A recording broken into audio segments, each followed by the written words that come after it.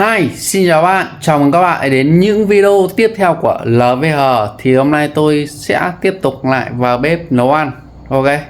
Thì hôm nay tôi sẽ nấu ăn với gói mì tôm này. Một gói mì tôm rất là quen thuộc.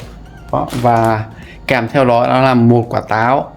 Là clip trước thì là tôi đã nấu với thanh long, chuối với cả đu đủ rồi. Thì là clip này tôi sẽ nấu cùng với quả táo nhá. Đây là một quả táo giòn.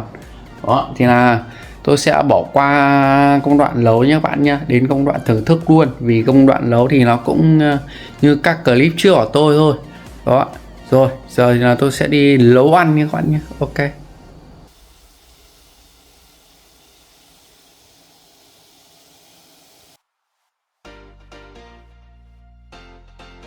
rồi các bạn ơi, thì là mì tôi đã nấu xong rồi nhá. Thì là đây là mì tôm với cả táo táo giòn của tôi nhé các bạn nhé. Đó là hiện tại tôi đang ngồi là vừa nấu xong ngồi xuống ăn luôn các bạn.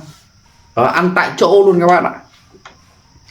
Đó, ok, thì là giờ tôi sẽ mời các bạn thử một miếng nước của tôi xem là mùi vị nó như thế nào. Ok, rồi, mời các bạn nhá.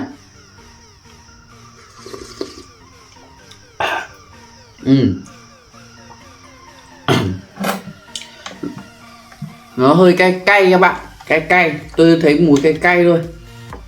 Đó,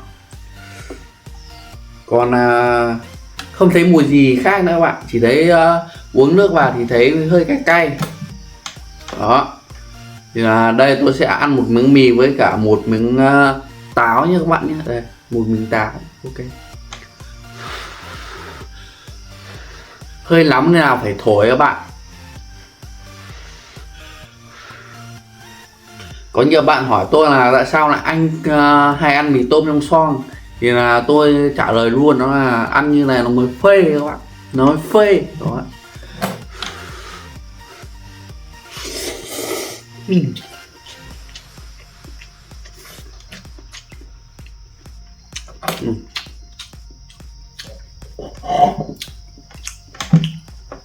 Cảm nhận của tôi đầu tiên là ăn táo thì nó giòn giòn các bạn, nó giòn và nó còn hơi ngọt ngọt với các bạn. Đó, hơi ngọt ngọt.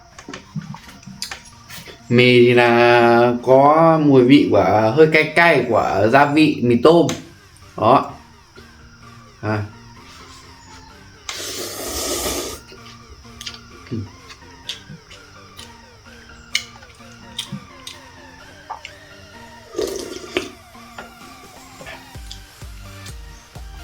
nói chung là ngon các bạn ơi, ngon ngon ngon.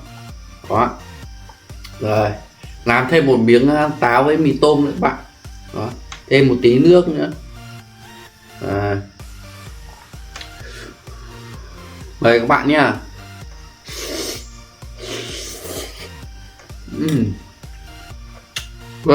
Ngon. Nó ăn kiểu cảm giác hơi giòn giòn của táo với lại mì tôm nữa, ăn nó kiểu hơi sật sật đi các bạn, rất là ngon. Rồi,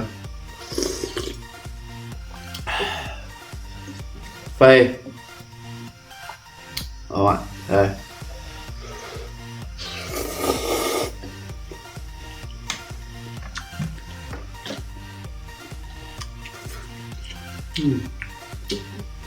Quá tuyệt vời. Đó.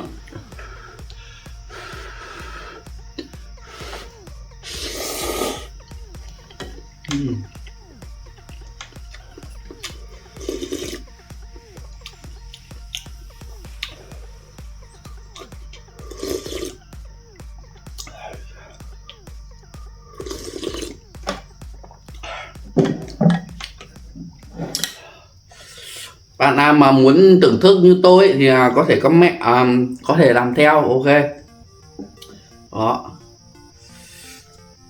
ăn thì cũng khá là tuyệt vời.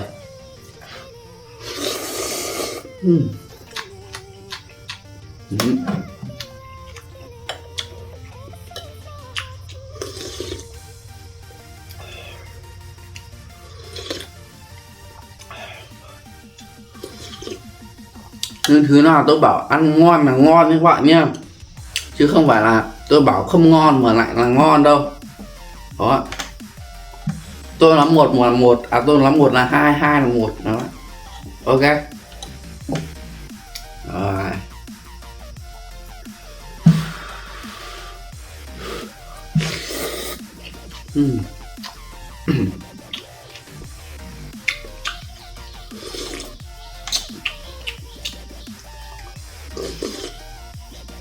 Kênh của tôi là chuyên về mì tôm. Tôi hay là nghĩ ra được nhiều món ở mì tôm các bạn. Bạn là sắp tới là tôi sẽ cho rằng ra gọi là một xe đi toàn mì tôm luôn các bạn. Đó.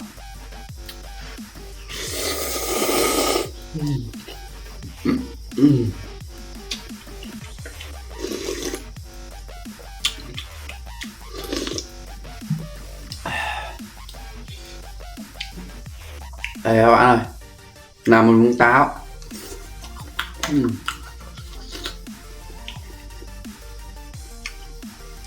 Ăn nó còn ngọt, nó kiểu còn giòn nữa bạn, cái mềm mềm đó.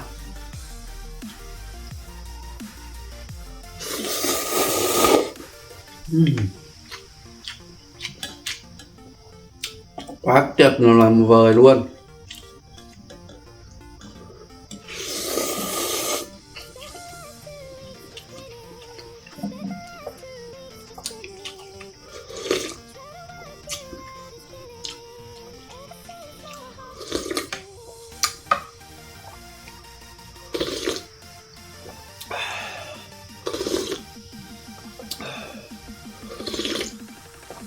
Nước của nó thì cũng khá là ngọt, hơi cay cay ngọt ngọt đó.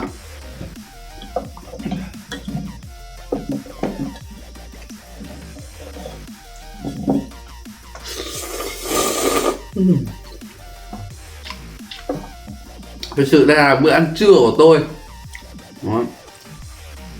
Trưa thì tôi cũng vừa mới đi làm về nên là không nấu cơm, là làm gói mì tôm với cả thử nấu với quả táo xem nó như nào. Có tiện thể là quay clip gọi là review cho các bạn xem luôn.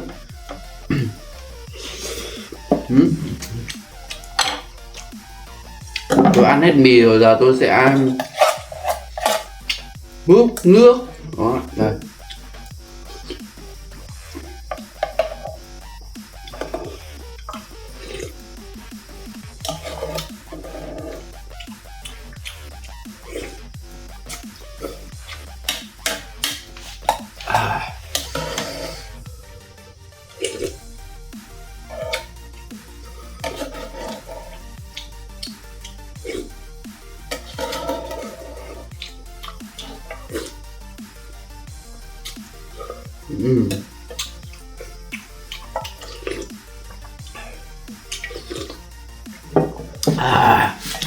Phê luôn các bạn.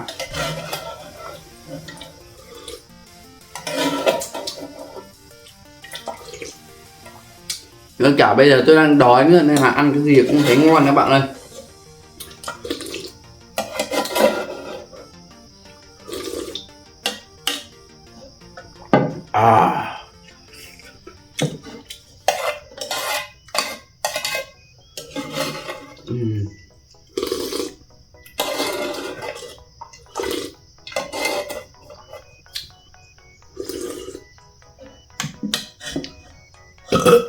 Đấy, ăn xong là phải ợ một cái cho nó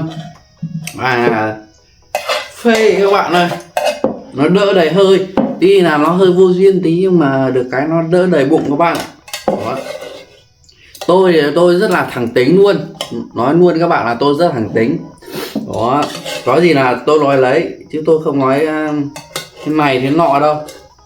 Nên là các bạn nào mà xem được video thì của tôi thì xem nhá, còn không xem được thì mời các bạn gọi là chuyển video khác. Đó. Ok.